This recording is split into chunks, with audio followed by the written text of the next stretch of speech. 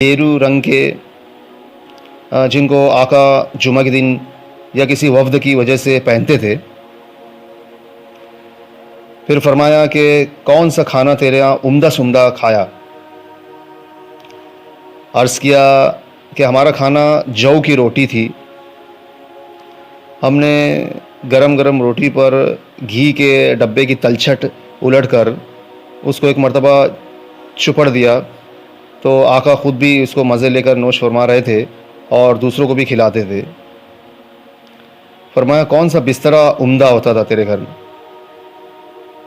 जो तेरे यहाँ बिछाते थे।